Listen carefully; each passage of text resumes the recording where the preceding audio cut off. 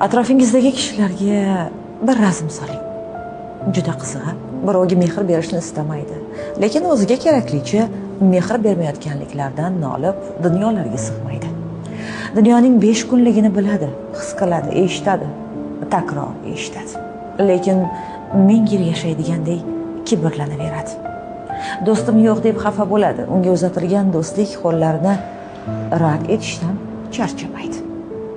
O'zi birovni kechira olmaydi, lekin gunohlarini Xudo kechirishiga umid qilib tavba qilaveradi.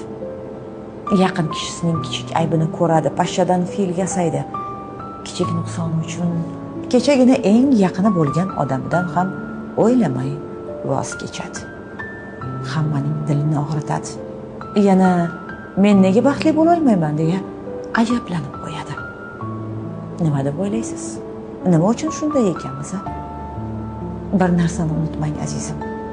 Qalam o'z qo'limizdadir va hayot hikoyamizni ham aynan o'zimiz yozamiz. Yana xulosa qilish o'zingizdan.